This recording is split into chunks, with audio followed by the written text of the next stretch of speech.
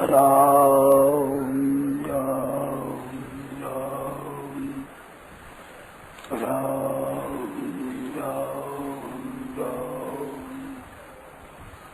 राम राम राम पराकृतनवद्वन्धं परं ब्रह्मनिराकृति सौन्दर्य सा सर्वस्वं वन्दे रम्यात्मनः प्रपन्न पारिजाताय तुलसीभानाय ज्ञानमुद्राय कृष्णाय गीतामृतमये नमः। वसुदेवसुतं देवं कंसचाणूरमर्दनं देवकी परमानन्दं कृष्णं वन्दे जगद्गुरुं।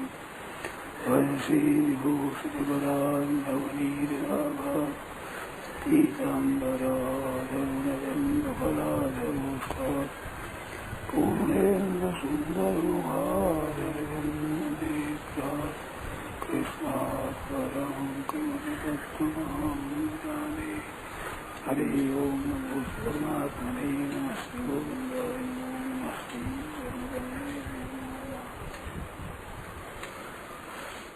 नारायण नारायण नारायण नारायण नारायण नारायण नारायण। अब फरमाओ से मन में कुछ नहीं है, इनको छोड़ना हो गई। मेरा आविष्कार तो मेरा आविष्कार है, इसमें भी कई बातें हैं और बहुत बातें ऐसी हैं मेरी युक्ति संगत। एक तो शास्त्र में श्रद्धा रख करके पढ़े और ये युक्ति संगत जो बैठ जाती है चट से, तो ऐसी ऐसी बातें मिली है गई जो चट बैठ जाए, बात करे सुने बैठे बैठ जाएगा। तो ऐसी बहुत सी बातें हैं।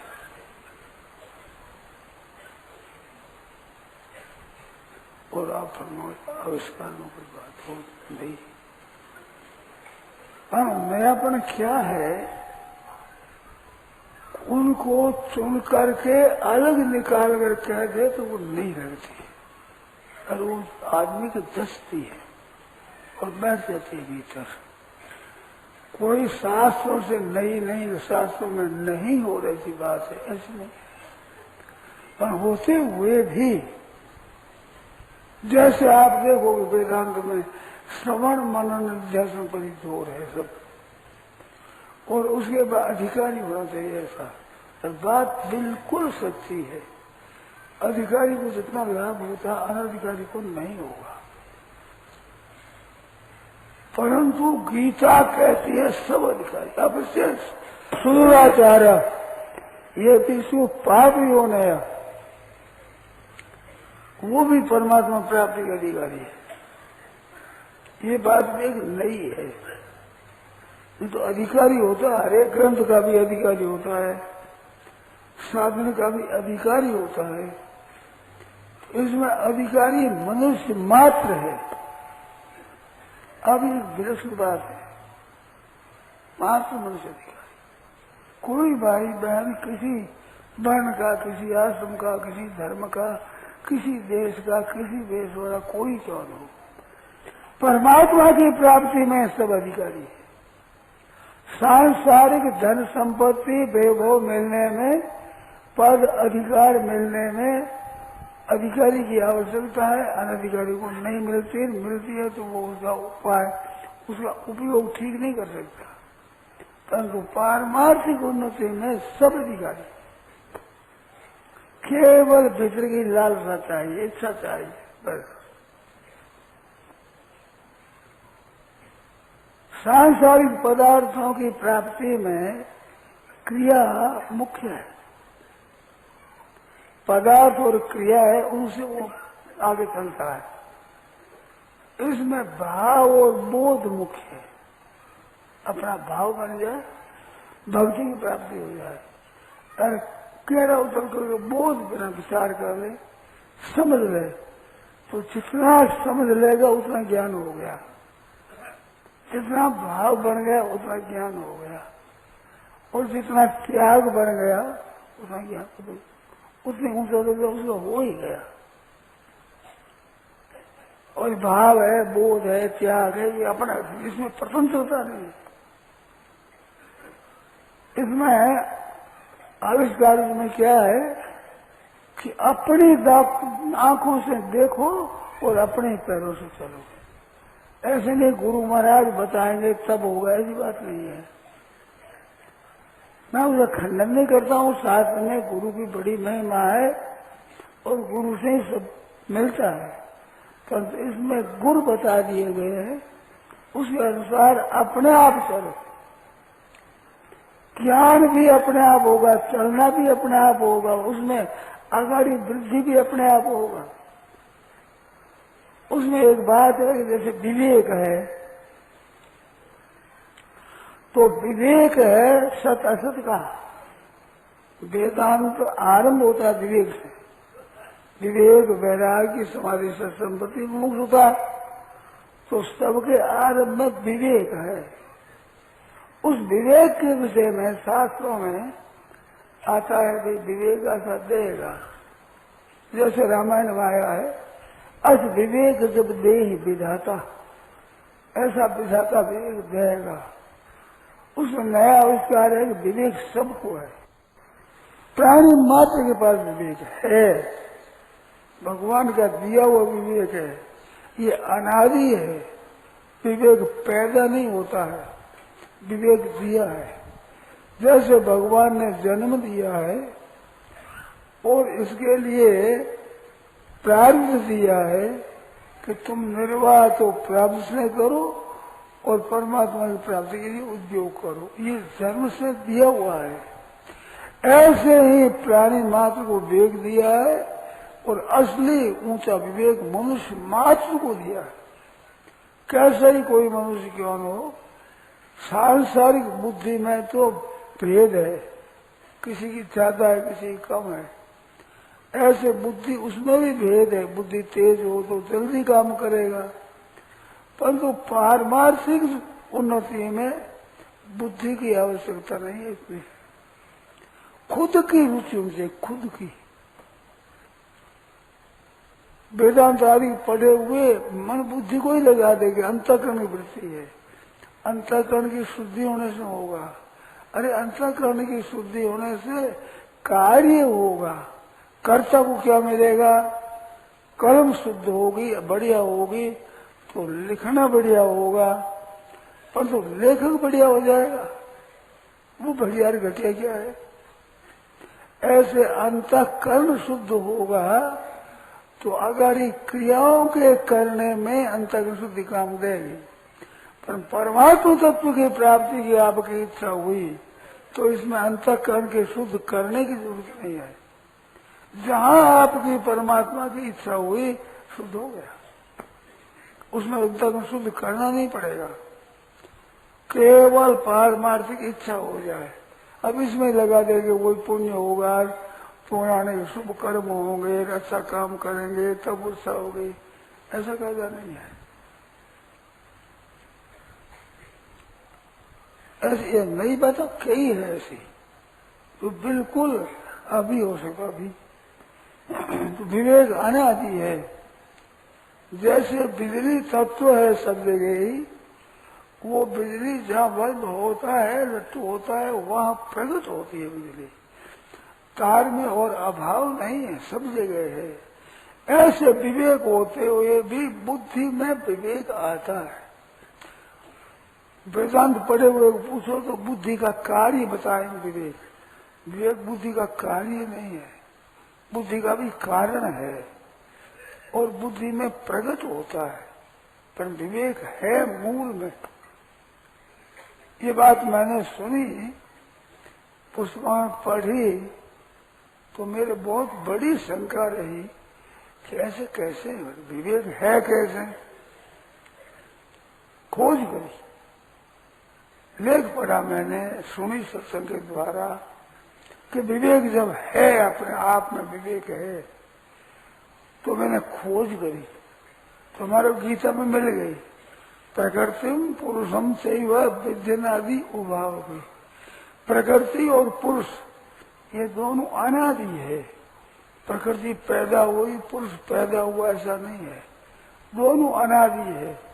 तो दोनों अनादि है तो दोनों का भेद शादी कैसे होगा? दोनों का भेद भी अनादि है। और भेद का ज्ञान कोई विवेक है, विशेष पृथक भाव से किया जाए तो प्रकृति पुरुष का भेद है, ये अनादि है। कैसे अनादि है? शादी कैसे है? जब प्रकृति पुरुष दो अनादि है तो दोनों का भेद भी अनादि है, दोनों का विवेक भी अनादि है। तो विवेक अनादि है और सब में है ये, और वैराग्य भी है। इनको उपयोग में नहीं लेते हैं, नहीं तो विवेक सब में है। ये संसार नाशवान है, ये कौन नहीं जानता है, इसका आदर नहीं करते। नाशवान है ये सुन लिया तो इनको महत्व नहीं देते हैं। नाशवान पदार्थों में रात दिन लगे हुए हैं। नाशवान के पैदा करेंगे भाई, नाश हो जाएगा। कितने ही पैदा करोगे, क्या करोगे, तकलीफ दोगे, खत्म हो जाएगा, रहेगा नहीं। तो ऐसा ज्ञान सबको है। ये विवेक अनादि है, सदा से है, सबके है। अब इसका जितना आप आग्रह करोगे उतना विवेक आपका बढ़ जाएगा। जितना काम में लोगे उतना विवेक बढ़ जाएगा। विचित्र विवेक तो विवेक स्वयं बढ़ता है। जो साधन करता है तो विवेक स्वयं बढ़ता है, इसके देने की जरूरत नहीं है। और शास्त्र माता गुरु से ज्ञान होता है। गुरु का तो गुर है बताया हुआ, वो गुरु आपके पास में है। भगवान ने जब उद्धार करने के लिए मानव शरीर दिया तो उद्धार का विवेक भगवान ने नहीं दिया है। क्या कमी है उसके घर में? क्या उद्धार करने की बुद्धि नहीं दी है? उद्धार करने की परिस्थिति नहीं दी है? ये कैसे होगा? भगवान के दी हुई वस्तु में अधूरापन नहीं है। जो गुरु जी सिखाते पूर्ति करेंगे वो अधूरापन है, ऐसा नहीं है। ऐसी बातें कही है, मेरे को मिली है शास्त्र संतों की कृपा से, विचित्र विचित्र बातें मिली। नहीं तो ये बात मिले नहीं। गुरु होगा तब होगा, अरे गुरु होगा ये बात सच्ची है, परंतु आपका विवेक है वही गुरु है। ऐसी घनी बातें हैं, एक दो चार नहीं है। मुख्य मुख्य बातें सुबह बताई कुछ, अब फिर बताता हूँ। आपके स्वयं के लगन होगी तो उस तरह की परिस्थिति नहीं बन जाएगी। व्यवहार में अपने प्रारब्ध के अनुसार ही आपको धन संपत्ति वैभव मिला है कर्मों के अनुसार, परंतु वो नया प्रारब्ध आप कर सकता, नया प्रारब्ध नया बन सकता है। कर्मों से नया बन जाए, योग जप से, ध्यान से, कीर्तन से, इनसे नया बन जाए, इतनी बात नहीं है। आप पैसा का निरादर ना करें और महत्व भी न दें। निरादर करना क्या है कि फालतू खर्च कर देते हैं, ऐसारे में खर्च कर देते हैं, खेल तमाशा में खर्च कर देते हैं। ये पैसे का दुरुपयोग है। ऐसे खर्च करेगा उसको नया प्राप्त किया, पुराना पैसा भी नष्ट हो जाएगा। धन का नाश होता है व्यसनों के सेवन करने से। व्यसनी में लग जाता है, राज्य चला जाता है। युधिष्ठिर महाराज धर्मात्मा है, धर्मो विवर्धति युधिष्ठिर कीर्तन। युधिष्ठिर का नाम लेने से धर्म बढ़ रहा है, इतने धर्मात्मा थे। पर उनमें भी एक जुआ खेलने की आदत थी, उससे ये दुख पाए, जितने दुख पाए गए जुआ खेलने से। तो व्यसनों से धन नष्ट होता है, राज्य नष्ट हो जाए, इज्जत नष्ट होती है। तो व्यसनों के वशीभूत न होने से ये स्वतः रह जाती है और धन का सदुपयोग करे, दुरुपयोग न करे। अपने सुख और भोगों में खर्च करना है, ये दुरुपयोग है। सत्कर्म और दुष्कर्म, असत्कर्म, इसकी भी व्याख्या बड़ी विचित्र है। जितना अपने लिए करता है वो असत्कर्म है, फिर अपना स्वार्थ का त्याग कर दूसरों के लिए करता वो सत्कर्म हो जाएगा। झाड़ू देना सत्कर्म हो जाएगा, काम करना सत्कर्म हो जाएगा, व्यापार करना सत्कर्म हो जाएगा, नौकरी करना सत्कर्म हो जाएगा। जो आप काम करते हो उसमें स्वार्थ और अभिमान का त्याग कर करोगे, वो सब काम सत्कर्म हो जाएंगे। ये नया आविष्कार है। ये तो सत्कर्म अलग अलग है, नया कर्म है जो सत्कर्म नाम से अलग होते हैं। पर इसमें ऐसी विलक्षण बात है कि वो सब सत्कर्म हो जाएंगे। भाव से शुद्धि देती है तो तपो मानुष हो जाती, भाव की अच्छी से शुद्धि करो, सत्कर्म हो जाएंगे। और जो भाव शुद्ध हो गया तो अच्छे से अच्छा व्यवहार भी पाप कर्म हो जाएगा। किसी को धोखा देने के लिए आदर करो, सत्कार करो, बढ़िया भोजन बनाओ, भोजन में जहर दे दो, मर जाए तो ठीक है, देखने में बड़ा अच्छा बर्ताव है, परंतु वो असत कर्म है, पाप कर्म है, सत्कर्म नहीं हो सकता। और जहाँ त्याग आया भीतर, त्याग आते ही उनकी बात विलक्षण हो जाएगी, वाणी विलक्षण हो जाएगी, उसका आचरण विलक्षण हो जाएगा, उसके दर्शनों में विलक्षण आ जाएगी। जहाँ भीतर से जड़ चीजों का महत्व नहीं दिया।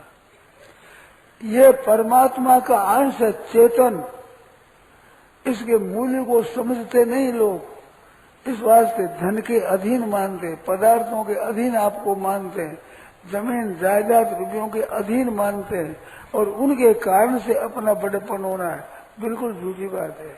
बड़े होते हैं उपयोग अच्छा करने से, आप बड़े आदमी हो जाते हो। रुपयों से आदमी बड़ा नहीं होता है, सदुपयोग से बड़ा होता है। विद्या पढ़ने से बड़ा नहीं होता है, विद्या का सदुपयोग करे अच्छी तरह से तो बड़ा हो जाता है। इस तरह से नया प्राप्त बन जाता है, जिसका हित करने का ही स्वभाव है, उसके पास वस्तुएं आती है। प्रत्यक्ष में हम देखते हैं कि जो उपकार का जिसका स्वभाव है, दुनिया का हित करता है, हर एक आदमी उसको पैसा देगा, धनी आदमी उसको पैसा दे देता है कि इनके पैसा जाएगा, ये हमारा दुरुपयोग नहीं होगा, ये खाएगा नहीं, खराब नहीं करेगा, लोगों को हित करेगा, तो लोगों के मन में देने की आ जाएगी।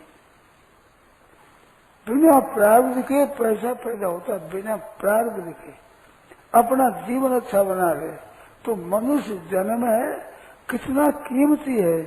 ये अपने प्रारब्ध को बदल सकता है, अपने रहन सहन को और वायुमंडल को बदल सकता है।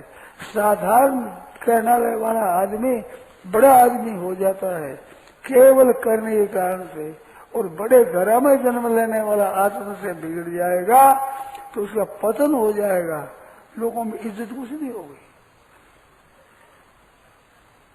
तो ये सब आपके अधीन है, मनुष्य के अधीन है सब। संसार की इज्जत, संसार की प्रतिष्ठा, संसार की वस्तुएं, ये भी, और पारमार्थिक तो है ही, उसका तो अधिकार खास है। परमात्मा प्राप्ति के लिए तो मनुष्य मिला है, मनुष्य शरीर, कितनी विलक्षण बात है।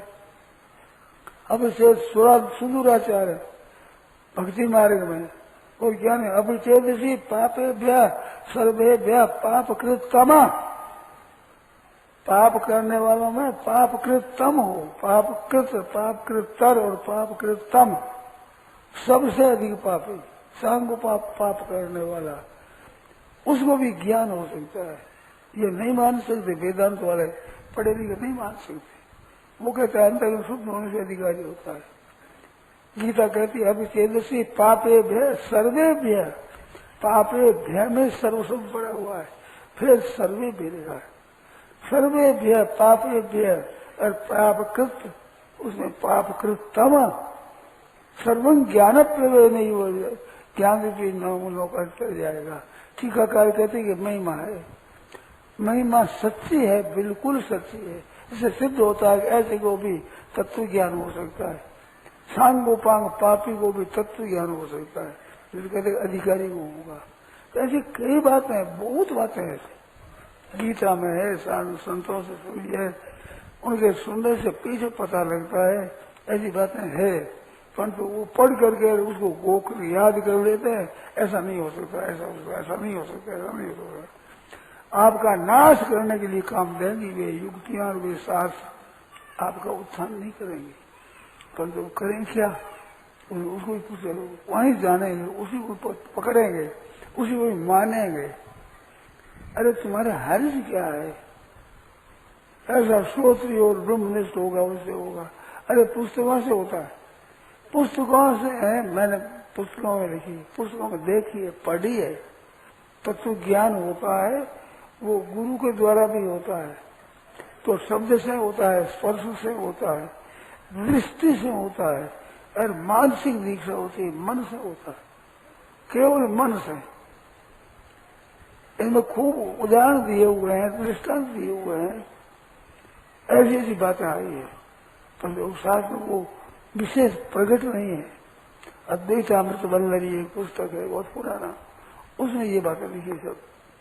तो ऐसी बातें है विचित्र विचित्र, शास्त्रों में आप खोज करो, सत्संग करो, तो आपको बहुत नई नई बातें मिलेगी। सत्संग के द्वारा जितनी नई मिलती है, इतनी पुस्तकों के द्वारा नहीं मिलती है। सत्संग करने वालों ने, कराने वालों ने, कहने वालों ने कितनी मेहनत की है, कितने वर्ष मेहनत की है, और अपने आधे घंटा में सुना देते हैं। कितनी मुफ्त में मिलती है। इस वास्ते मैं कहता हूँ सत्संग मिल जाए तो वो गोद चला गया। कमा करके लखपति करोड़पति बनने में जोर पड़ता है, पर गोद जलने वालों क्या जोर पड़ा, कल कंगला गया आज लखपति, चाहे गोद बैठा कमाए हुए धन पर। इस वजह से सत्संग के द्वारा ऐसी बहुत सी विलक्षण विलक्षण अलौकिक खजाने की बातें मुफ्त में मिलती है, बिल्कुल गोद जावे, इस तरह से विचित्रता आ जाती है इसमें। हमने देखा है, संस्कृत पढ़ना नहीं आता, शुद्ध अपना दस्तखत नहीं कर सकते, ऐसे आदमी सत्संग करने वाले हैं। बड़े बड़े पंडितों की बातें होती है, उनमें कहते हैं ये पंडित कैसे कहते हैं, ये बात ऐसी है, पंडित कैसे कहते हैं, ऐसी विचित्र बात मैंने देखी है। कितनी विचित्र बात है। आप गीता की बातें बताओ, गीता में जोर लगो, गीता ये कहा है, परंतु साधारण गीता जानते हैं, सत्संग किया है, वे जो गीता का मर्म बताएंगे पंडित नहीं बता सकता, पंडिताई के जोर पर नहीं बता सकता। तो सत्संग के द्वारा कितने आदमी विलक्षणता आती है, अलौकिकता आती है। वो सत्संग का रस जिसको लगा है, जिसके बाद सत्संग से समझ में आई है, वो सत्संग छोड़ नहीं सकता, चिपक जाएगा। कितनी विचित्र बातें मिलती है, मेरे को बहुत बातें मिली, पुस्तकों में नहीं मिली है, जैसे सत्संग के द्वारा स्वाभाविक मिली है। बड़े बड़े ग्रंथ पढ़ने पर नहीं मिलती, वो मिलती सत्संग के द्वारा। नया आविष्कार है ये, नई बात है, बिल्कुल नई। अगर आप चाहो तो सत्संग के द्वारा बहुत लाभ होता है। बिल्कुल अपढ़ आदमी भी बहुत विलक्षण ज्ञानी हो जाता है, तत्वज्ञ हो जाता है, जीवन मुक्त हो जाता है।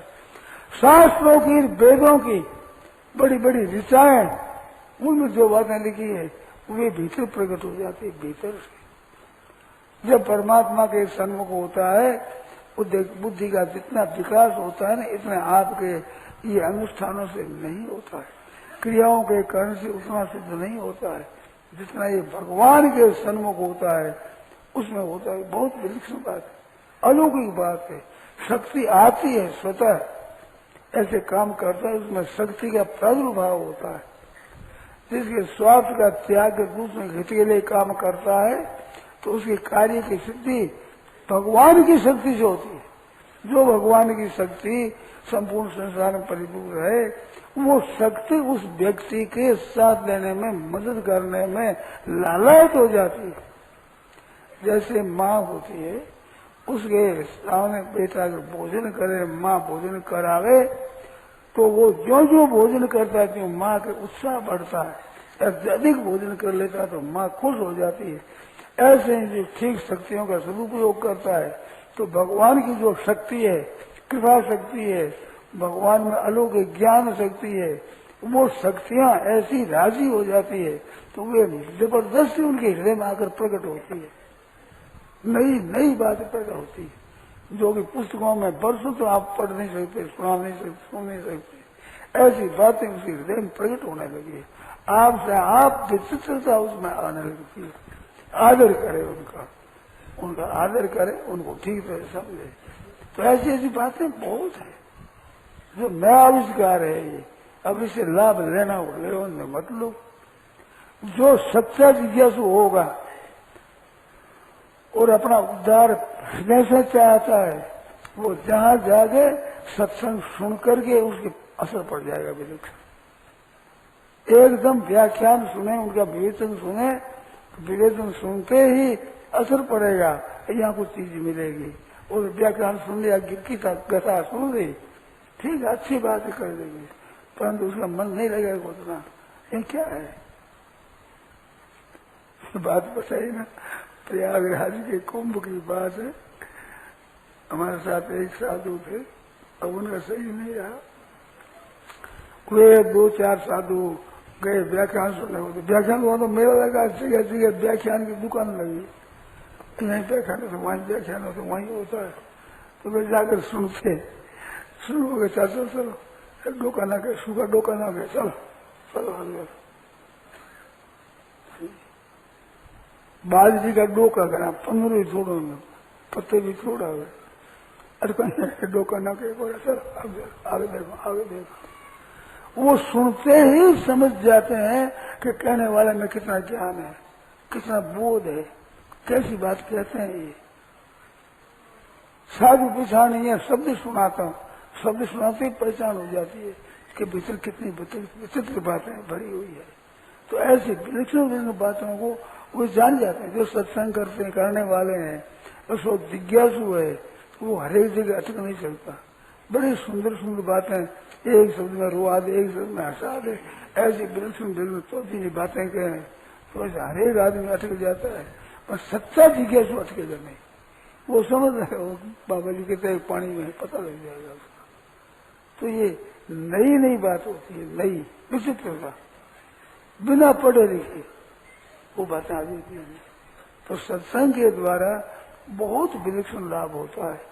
वो सत्संग किए हुए ही जानते हैं, सत्संग नहीं किया हुए नहीं जानते, उनको पता नहीं इन बातों का, और सत्संग किए हुए जानते हैं बहुत विचित्र बातें। न जाने किस समय में क्या बात निकल जाए तो वो चिपके रहते हैं, सुनते रहते हैं। बात बात में बात होती है, जो केले के पात में पात, पात में पात, जो चतुर्ण की बात में बात, बात में बात, ऐसी विलक्षण होती है अलौकिकता, विचित्रता। तो वो जो जानने वाले हैं वो ही जानेगा, बिना पार के पता नहीं है। परीक्षा यत्र संत देशे नार्घ्यंते रत्नानि समुद्र जाने आभीर देशे कृष्णचंद्रकांतम प्रवीर भराते विपणंती गोपा। जहाँ परीक्षक नहीं है वहाँ अच्छे पुरुष की क्या परीक्षा होगी। गुण खड़े कण भाव घुसनौरा व्यवरा नहीं, नगरी में नहीं न्याव रोई भरी रे राज्य। क्या समझ, जहाँ समझदार है वे महाराज परख करेंगे, थोड़ी बात को सुनते ही समझ रहे यहाँ कुछ विलक्षणता है, यहाँ कुछ अलौकिकता है, नई बात।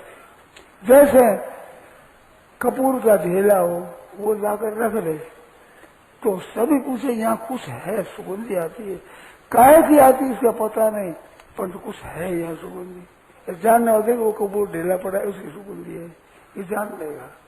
पर जैसे पीने से रोग हो जाता है उसे सामने रख दो, पता ही नहीं लगेगा। ऐसे सांप ऐसे बूढ़े वो समझ नहीं सकते। सगड़े ही में सत्संग करा हमें तो सत्संग मारा बैठ, अरे सत्संग हुए तो बात दूजी, वो विलक्षण हो जाएगा आदमी। सत्संग जिसको मिलेगा ठीक तरह से उसमें विचित्रता आ जाएगी। आपसे आप बिना उद्योग किए, बिना परिश्रम किए, उसमें बिना परिश्रम किए, बिना मनन किए, स्वतः स्वाभाविक उसमें अलौकिकता आ जाएगी। आप साहब है, क्योंकि वहाँ वो चीज है। ये अतर बेचने वाले होते हैं, बहुत उनके कपड़ों में सुगंधी हो जाती है, कपड़ों में वे लगाते नहीं है, पर हाथ लगते नहीं सुगंधी हो जाती है। इस तरह से सत्संग के द्वारा मनुष्य में विचित्रता आती है, विलक्षणता आती है, परंतु जानते हैं जानने वाले ही। परीक्षा वे कर सकते हैं जिन्होंने सत्संग किया है, वे जान जाते हैं इस बात को, नहीं तो हर एक आदमी नहीं जान सकते, हर एक को पता नहीं लगता। एक अच्छे जानकार आजकल में प्रसिद्ध कथाकार है, एक भाई ने उनसे पूछा कि महाराज ये तो संसारिक सुख है, आनंद और होता है, आनंद और सुख का भेद पूछा तो डोंगरे जी महाराज चकराए। तो भाई तुम्हारे क्या पता इस बात का? तो उनको जल्दी पता नहीं लगता कि ये कैसा है, पर बात पूछने पता लगे रे कुछ जानकार है, भीतर है कुछ इसके। तो ऐसी बात समझदार आदमी देख लेते हैं, परख लेते हैं, पर परीक्षा या तो संसार परीक्षा है ही नहीं, और उनके लिए सभी बरोबरी है, दूध ही है सब। अरे भाई दूध नहीं है, चावलों में पानी भी सफेद हुआ है, दूध और चीज है। ऐसे जो असली जानने वाले हैं, सत्संग जिन्हों को असली मिला है, वो हरेक जगह अटक गया है, हरेक कथा में ठहर गया है। हाथ की बात नहीं है, वे कुछ तिरस्कार नहीं करते, अपमान नहीं करते, परंतु उनका मन नहीं लग सकता वहां। जिसको बढ़िया माल मिला है, अब सूखे चना से कौन माथा पच्ची करेगा? ऐसी बात है, विलक्षणता है। तो सत्संग के द्वारा आदमी के एक नवीन सूझ होती है, नवीन सूझ, विवेक में विलक्षण प्रकाश आ जाता है। इस प्रकाश से लोग आश्चर्य करता है, मतलब सामान्य आदमी लिखे पढ़ा लिखा भी नहीं है, ये बातें कहाँ से आ गई, कैसे आ गई? तो ये संतों की कृपा से सत्संग के द्वारा ऐसी विलक्षणता आ जाती है। माता बहना जो पढ़ी लिखी नहीं है, उन माताओं में विलक्षणता आ जाती है, अलौकिकता आ जाती है, बुद्धि में विचित्रता आ जाती है। वे किसी पढ़े लिखे से संत प्रश्न करे तो जिससे प्रश्न करे उसके कान खड़े हो जाए, भाई यहाँ सब समझ करके बोलो, यहाँ काम नहीं चलेगा। शेर जी के यहाँ उनकी माता से ही शांत हो गया, तो गरुड़ पुराण बसने के लिए आए, कोई उनकी नारायण बलि कराने के लिए आए, तो पंडितों को होश हो जाता है, भाई यहाँ काम नहीं चलेगा, ठीक है से बोलो, अच्छे से करो काम, इनको तो साथ जानते हैं सभी। वो तो ब्राह्मणों का आदर कराने के लिए, ब्राह्मणों से कराने के लिए शास्त्र की आज्ञा के अनुसार, परंतु वो जानकार है। वो गरुड़ पुराण पढ़ रहे थे, तो शेर जी बैठे, हरिकृष्ण जी बैठा, मैं भी उसमें जाकर बैठा, तो वो कहने वाला है ना, उसको चेत हो जाता है कि बोलना है ढंग से। इस बात में भी असर पड़ता है आदमी पर, कैसे बोलो भाई, कौन सी सभा है, सभा में कौन कौन बैठे हैं, किस तरह से है, और जैसे ऐसे भाई तो वो समझो, चलो यहाँ तो सब कह जैसे दस्ती बाबा वाक्यम प्रमाणों कह दीजिए, बैठे कौन है ये तो जरा सोचो समझो, तो जोर आता है बोलने वाले को कि भाई यहाँ ढंग से बोलना है। तो ये सत्संग के द्वारा इन बातों की होती है परीक्षा होती है ठीक तरह से। जैसे रत्न है वो परीक्षा का परीक्षा नहीं होती है। कनक भूषण संग्रहणोचितो यदि मणि त्रिगुणे प्रतिबध्यते न च विरौति न तापति शोभते भवति योजयितुर्वचनीयता। राजा के मुकुट में चढ़ने लायक मणि है, वो सूतली में पुरो करके पग के बांध ले तो मणि बिचारी क्या करे, जान बच जाएगी, समझिए। कनक भूषण संग्रहणोचितो यदि मणि त्रिपुणे प्रतिबध्यते न च विरौति न तापति, न तो वह रोती है और न शोभा देती है। बांधने वाली के अकल का टक्का हो जाता है कि कैसी चीज है, कहाँ लगाई है इसको, इसलिए बात है भाई।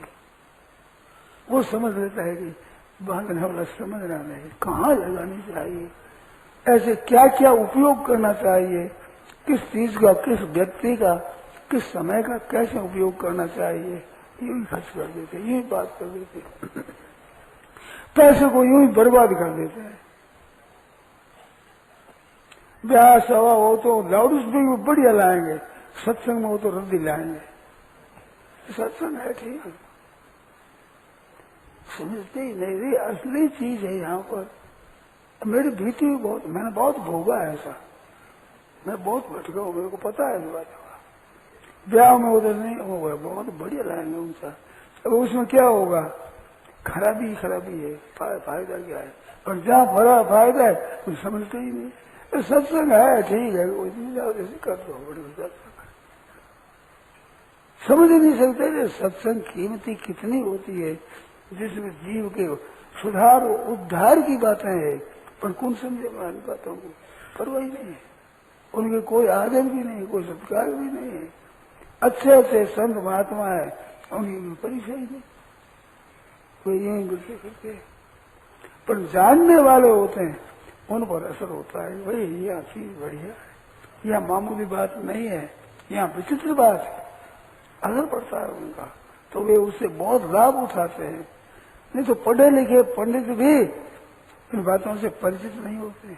अच्छे अच्छे शास्त्र में जानने वाले हैं, पंडित है, परंतु वो समझ नहीं सकते उन बातों को। सत्संग नहीं किया, इसमें साधन नहीं किया, पारमार्थिक कोई जिज्ञासा नहीं हुई, वे क्या समझेंगे, नहीं समझ सकते। कैसी चीज बढ़िया हो क्या समझेंगे। सत्संग के द्वारा विचित्र बातें होती है, तो ऐसी नया आविष्कार है। बहुत सी बातें मैंने सुनी है, बहुत सी पुस्तकों में पढ़ी है और विचार किया है, मैंने कही है, कुछ को काम में भी ली है मैंने। ऐसी विचित्र बातें हैं। आप लोग काम में आपके तत्काल फायदा होगा, विचित्र फायदा होगा, स्वाभाविक व्यवहार में स्वाभाविक आपके फर्क पड़ेगा।